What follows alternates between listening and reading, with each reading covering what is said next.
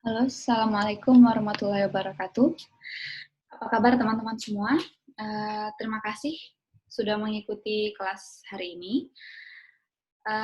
Pada hari ini kita memulai pertemuan kedua, yaitu materinya tentang ruang lingkup psikologi komunikasi. Dalam pertemuan kali ini kita ada 3 sub bahasan yang akan kita kaji dan diskusikan bersama. Yang pertama yaitu tentang komunikasi dalam perspektif psikologi, begitu juga sebaliknya, atau psikologi dalam perspektif komunikasi. Kemudian urgensi komunikasi dalam kehidupan sosial, dan yang terakhir adalah tentang teori-teori psikologi komunikasi. Baik, untuk mempersingkat diskusi kita, saya akan langsung saja membahas tentang apa sih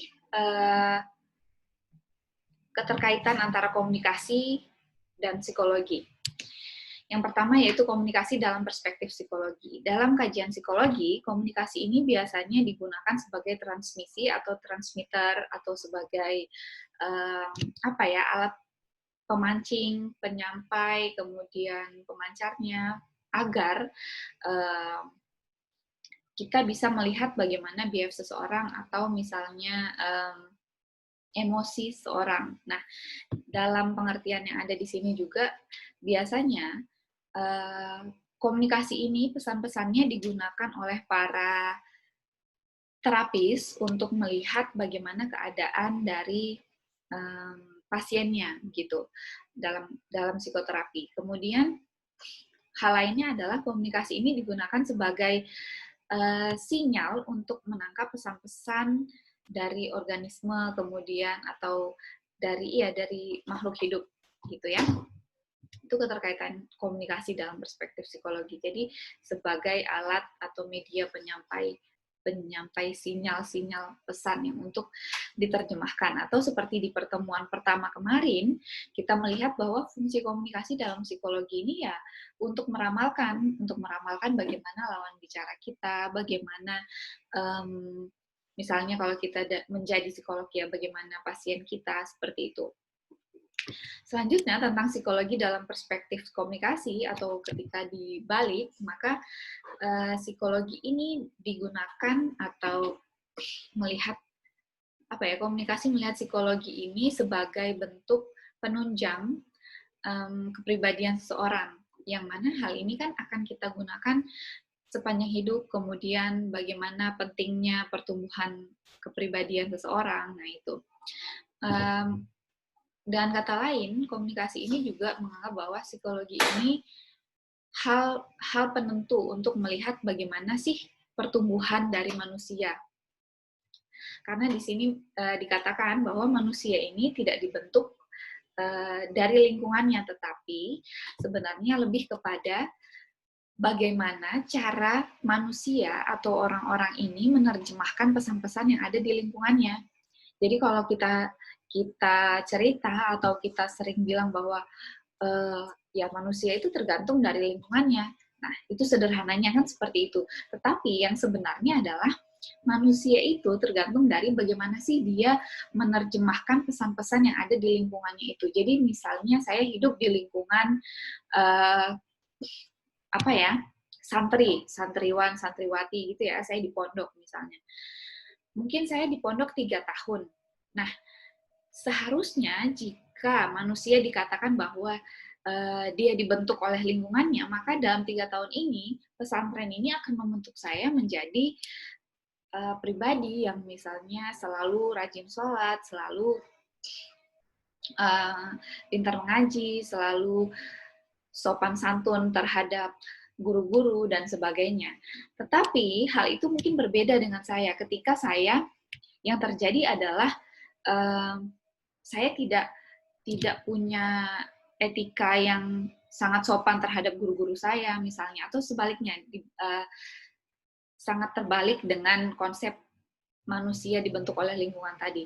Ternyata ketika cara saya bertindak adalah sebaliknya dengan apa yang seharusnya dibentuk oleh pesantren itu tadi, maka hal itu adalah membuktikan bahwa cara saya menerjemahkan pesan-pesan yang ada di dalam lingkungan saya itu berbeda begitu.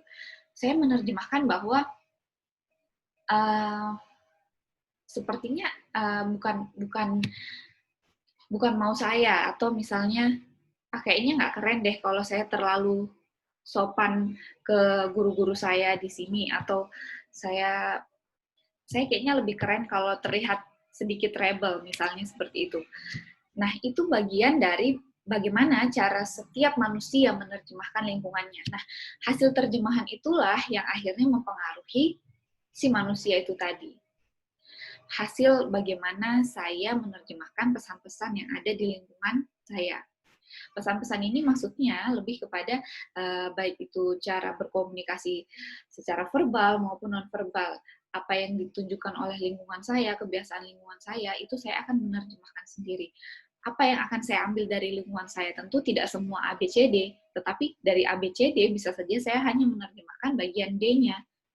Konsep D itu yang akan meresap ke saya, gitu maksudnya. Tidak semua nilai yang ada di lingkungan kita mampu terjemahkan dan bisa kita ambil, gitu ya. Itu jika kita melihat pandangan psikologi dalam perspektif komunikasi. Mungkin ini ada sedikit kutipan tentang bagaimana keselamatan manusia ini tergantung pada kemampuan menjaga lisannya. Ya, keterkaitannya itu tadi, bagaimana manusia itu dibentuk dari cara dia menerjemahkan pesan-pesan yang ada dalam lingkungannya. Oke, kita ke poin kedua.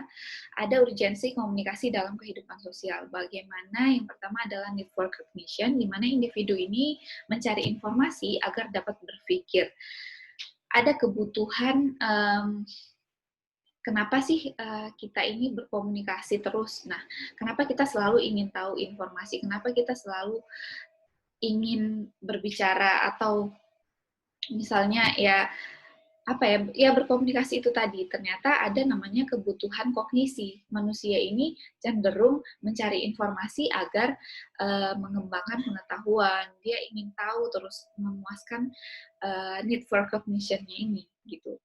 Ada level of involvement juga, sehingga dianggap bahwa komunikasi ini sangat urgent. Tidak mungkin kita tidak berkomunikasi. Seperti di pertemuan awal minggu lalu, saya sudah menyampaikan juga bahwa dari dalam kandungan pun manusia sudah berkomunikasi, begitu. Ada keterlibatan komunikator agar mempersuasi si audiens, begitu. Bagaimana sih saya berkomunikasi ini bisa memberi pemahaman kepada komunikan saya, gitu. Itu urgensi dari komunikasi. Jadi tidak hanya saya ngomong tapi orang tidak paham. Saya ngomong agar orang itu tahu bahwa saya ini haus, saya ingin beli es teh, atau saya ingin minum sesuatu, gitu. Komunikasi itu ada level of involvement-nya itu tadi. Nah, ada elemen penting yang perlu kita perhatikan juga sebagai komunikator. Kenapa dikatakan bahwa komunikasi ini sangat urgent dalam kehidupan sosial? Bahwa kita berkomunikasi kan tidak hanya ngomong, tidak hanya bisa berbicara bahwa misalnya, misal saya absen, teman-teman. Akbar hadir tidak? Otomatis Akbar akan menjawab, saya hadir, Bu. Nah, saya hadir itu adalah bagian dari involvement itu tadi, bagaimana jawaban si Akbar ini menunjukkan bahwa ada keterlibatan saya. Ada maksud saya berbicara seperti ini untuk menunjukkan bahwa saya hadir, gitu. Atau Akbar menunjukkan, sakit, Bu. Ya, kata-kata sakit itu menunjukkan bahwa si Akbar ya sedang sakit, gitu ya. Setiap kata-kata, setiap komunikasi yang kita lakukan ini ada need for recognition-nya dan level of involvement itu. Nah, elemen penting yang saya maksud tadi adalah terkait ethos, pathos, dan logos. Ini sudah sangat sering kita dengar. Meskipun kita bukan orang komunikasi, misalnya, pasti kita juga akan membahas tentang ethos, pathos, logos ini mungkin terkait dengan job desk kita di lapangan atau sebagainya. Tapi kalau dalam ilmu komunikasi, maka ethos, pathos, dan logos ini sangat diperlukan ketika kita mau menerapkan level of involvement ini kepada komunikan kita atau audiens kita. Kenapa? Nah, ethos ini sendiri terkait dengan bagaimana sih seseorang komunikator ini kredibel atau tidak, siapa yang berbicara. Misalnya, jika kalian berkomunikasi dengan di sini teman-teman ada yang HMI atau misalnya ada ketua BEM ya di sini, kalian pasti akan memperhatikan bagaimana sih, siapa sih yang bicara tentang ajakan demo terkait Omnibus Law misalnya ya, Omnibus Law. Jika yang berbicara ini bukan ketua BEM atau hanya ya pokoknya bukan ketua BEM, pasti kalian misalnya akan meragukan, emang dia tahu benar nih, kenapa dia mengajak kita untuk kayaknya ada yang harus kita diskusikan atau harus kita melakukan protes dan sebagainya. Kalian akan melihat siapa yang berbicara, begitu kan? Nah, kemudian terkait level of involvement ini, kalian akan melihat lagi bagaimana sih, apakah ajakan si ketua BEM ini menyentuh emosional kalian, menyentuh perasaan kalian. Atau tadi ya. Kemudian, logis tidak yang dia bicarakan. Ketika 3 hal ini dipenuhi, maka akan mempengaruhi involvement seseorang atau si komunikan tadi akan mempengaruhi perspektif dia terhadap apa yang kalian bicarakan, kemudian lahirlah kepada tindakan itu tadi. Mungkin terkait urgensi komunikasi ini, kalian, teman-teman di sini bisa melihat di materi pertama, terkait bagaimana sih yang dikatakan dengan komunikasi yang efektif itu tadi. Ethos, pathos, logos ini mengantar kita kepada bagaimana berkomunikasi yang efektif. Mungkin masih ada yang mengingat tentang 5 poin terkait komunikasi yang efektif itu tadi, yaitu bagaimana sih komunikasi kita ini bisa dimengerti oleh lawan bicara. Kemudian bisa menyentuh atau menghangatkan, membuat hangat, komunikasi yang menyenangkan, itu termasuk komunikasi yang efektif. Bagaimana mempersuasi, kemudian bagaimana komunikasi yang kita lakukan itu bisa membuat hubungan, menimbulkan hubungan yang baik, sampai kepada komunikasi yang kita lakukan itu bisa menghasilkan tindakan dari apa yang kita sampaikan itu bisa menghasilkan tindakan bagi si komunikan atau audiens yang mendengarkan. Nah, itu fungsi dari ethos logos ini. Pasti ini akan digunakan atau kita akan apa ya, maksudnya ini ada di lingkungan kita, ada di keseharian kita dalam berkomunikasi. Itu tujuan utama dalam berkomunikasi, gitu maksudnya. Oke, kita sudah membahas 2 pokok bahasan dalam ruang lingkup psikologi komunikasi ini. Tadinya ada tentang keterkaitan antara komunikasi dan psikologi, juga sebaliknya, kemudian urgensi komunikasi, dan kita sudah masuk ke sub pokok bahasan yang ketiga, yang mana di sini tentang teori-teori psikologi komunikasi. Sebenarnya masih banyak teori psikologi komunikasi di luar sana, tapi kita mengambil yang sangat berkaitan dengan yang erat kaitannya dengan ilmu komunikasi, begitu ya. Ada 5 teori utama, yaitu tentang persuasi, kemudian ada teori belajar, kognitif disonansi atau disonansi kognitif, kemudian respon kognitif, hingga kepada teori tindakan terencana. Baik, langsung saja. Yang pertama yaitu tentang teori persuasi. Di sini teman-teman bisa baca sendiri tentang ditemukan oleh siapa dan sebagainya. Kemudian sudut pandang utama dari teori ini adalah tentang motif atau dorongan. Jadi apa yang mempersuasi seseorang ini bahwa dia terdorong dari motivasi atau drive motif. Dorongan ini bisa secara biologis, bisa situasional juga gitu. Atau teman-teman ada yang pernah baca, mungkin sangat sering membaca, mungkin di pengantar ilmu komunikasi terkait diagramnya piramida Abraham Maslow. Nah, itu juga terkait dengan yang namanya motivasi atau dorongan, gitu ya.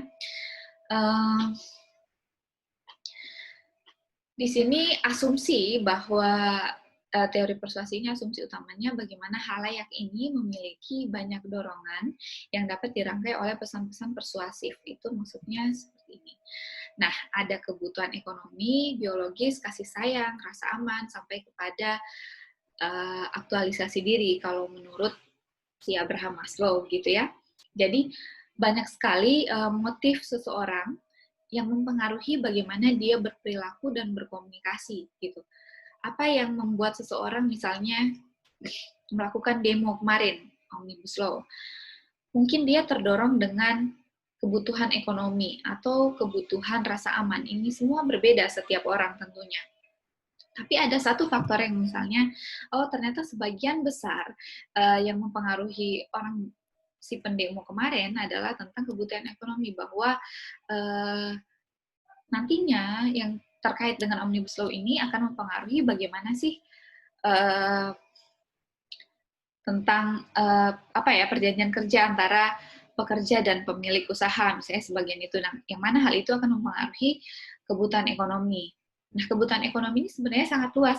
Jadi, kebutuhan dasar, misalnya ada kebutuhan makan, kebutuhan primer, sekunder, dan sebagainya, ini masuk di kebutuhan ekonomi. Nah, setiap orang memiliki motif yang berbeda itu tadi, sehingga kalau saya gambarkan, nah, misalnya teman-teman di sini saya sajikan ada 2 gambar. Kalian akan memilih yang mana? Gambar yang film dengan judul yang Kuch Kuch Hotahe ini, atau Harry Potter misalnya. Nah, setiap orang mempunyai motif yang berbeda. Ketika saya ingin menonton,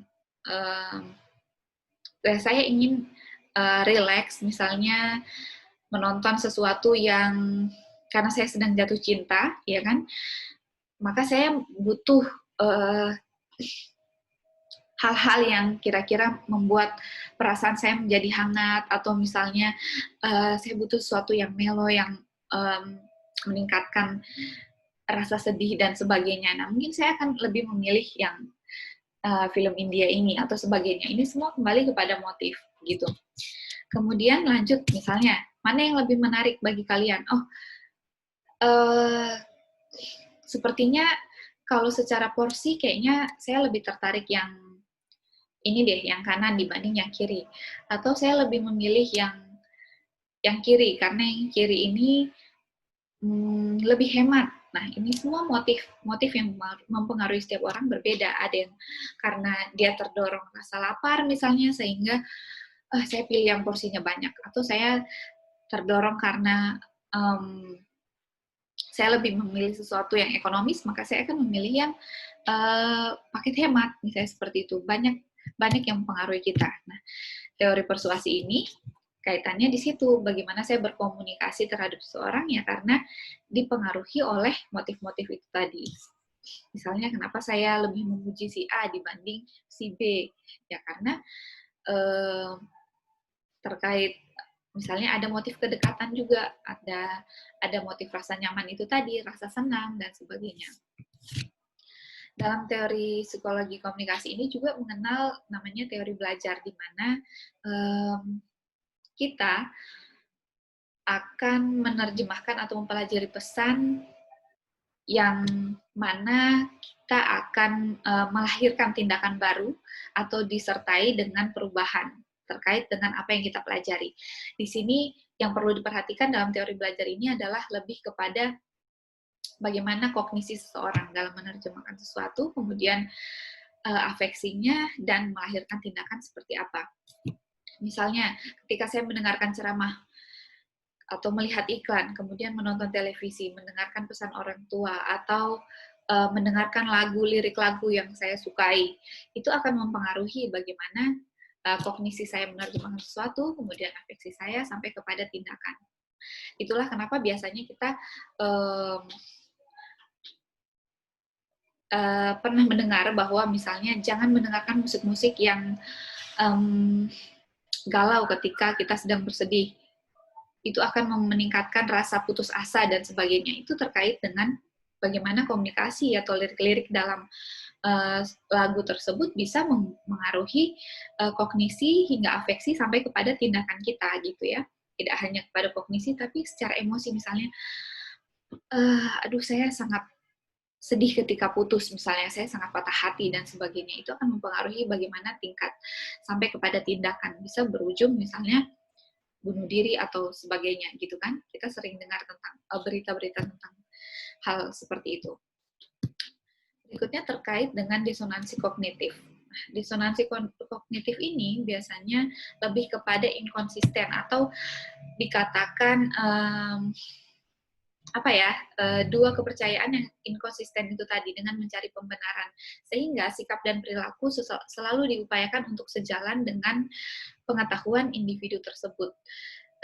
Kognitif disonansi ini kita mengetahui gitu, kognitif kita mengetahui sesuatu itu, tapi ada sesuatu inkonsisten. Jadi kita mencari pembenaran. Misalnya contoh sederhana, kita tahu bahwa rokok itu atau olahraga itu menyehatkan. Nah, ya ini sering terjadi di diri saya, kognitif disonansi. Saya tahu olahraga itu sehat, ya kan, menyehatkan. Tetapi ada pembenaran lain dalam diri kita bahwa bagaimana saya juga akan tetap sehat ketika misalnya tetap mengkonsumsi makanan yang sehat tanpa perlu berolahraga misalnya. Nah, kognisi kita itu akan mempengaruhi bagaimana cara berpikir, kemudian mencari pembenaran itu tadi dari apa yang kita ketahui. Itu maksudnya. Mungkin jika teman-teman masih sedikit bingung tentang teori-teori ini, nanti kita akan diskusikan secara langsung di Google Meet ya. Kemudian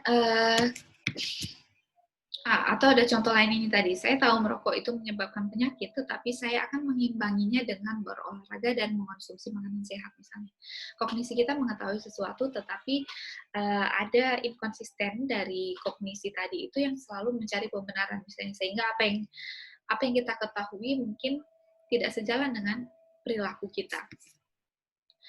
Ada teori respon kognitif, ini terkait dengan bagaimana kita kemampuan berpikir kita tentang merespon sesuatu, bagaimana konsep ini berupaya menjelaskan tentang memahami sikap dan proses perubahannya dengan memahami pemikiran orang-orang yang dimaksudkan oleh pesan untuk merespon komunikasi persuasi. Misalnya, apakah saya harus menjadi fans K-pop juga ketika seluruh teman-teman wanita saya mengidolakan drama K-pop? Apakah mereka akan mengucilkan saya jika tidak ikut mengidolakan K-pop? Mungkin teman-teman yang masih ingat dalam pengantar ilmu komunikasi, kita merecall lagi ya memori-memori semester 1. Ada namanya spiral of silence. Kemudian ini juga terkait respon kognitif itu tadi, bagaimana cara kita berpikir dan merespon. Kognisi kita ini menentukan bagaimana kita merespon sesuatu. Misalnya kalian tahu bahwa kemarin kalian terlibat perkelahian dengan teman kalian, sehingga kognisi kalian akan berpengaruh bahwa ada prasangka, ada persepsi, ada kemampuan kalian untuk menerjemahkan bahwa kayaknya karena kita habis berantem kemarin, dia pasti marah. Nah, itu kemampuan kognisi kita dalam menerjemahkan sesuatu. Atau misalnya seperti ini, dalam spiral of silence dikatakan bahwa ketika saya berada di suatu lingkup, ya, lingkup misalnya semuanya ini tidak suka dengan K-pop, maka ketika saya suka dengan K-pop, saya akan merasa menjadi orang yang berbeda. Nah, spiral of silence ini teori yang mungkin sekarang kurang terbukti lagi, tapi juga tetap tidak dipungkiri hal ini ada begitu. Ketika saya misalnya teman-teman di lingkungan saya tidak menyukai K-pop, tapi saya menyukai, maka ada rasa takut terkucilkan ketika saya mengakui bahwa saya menyukai drama-drama Korea atau girl band dan boy band Korea, misalnya seperti itu. Itu cara kita merespon sesuatu terkait dengan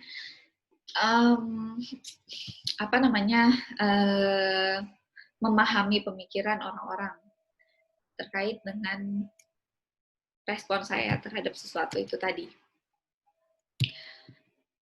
Kita bisa diskusikan ini lebih lanjut. Kemudian teori yang terakhir adalah teori tindakan rencana atau sesuatu yang sudah direncanakan. Bagaimana teori ini berupaya untuk menetapkan faktor-faktor penentu konsistensi sikap dan perilaku terkait dengan behavior dan juga norma subjektif seseorang, dan tindakan yang muncul dari perhitungan rasional.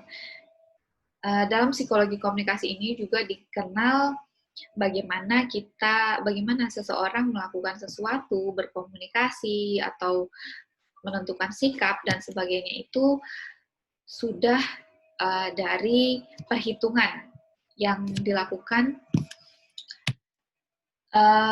Misalnya seperti ini, contoh sederhananya.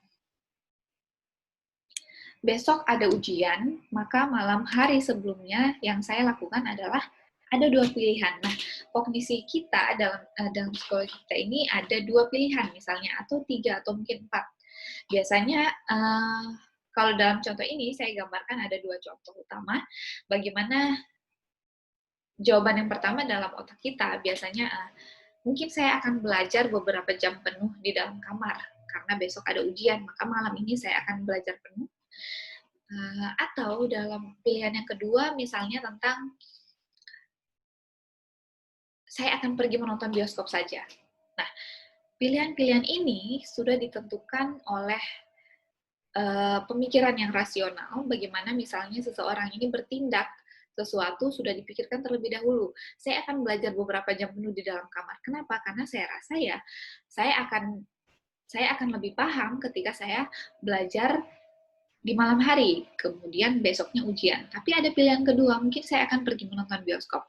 Yang mana biasanya orang yang berpikir seperti ini karena sebelumnya dia sudah belajar terlebih dahulu, atau dia menganggap bahwa saya sudah cukup memahami materinya dan sebagainya. Jadi tindakan seseorang ini sebenarnya sudah didasari dengan yang namanya perhitungan rasional itu tadi. Teori tindakan terencana ini kaitannya dengan penetapan faktor penentu konsistensi sikap dan perilaku seseorang, gitu.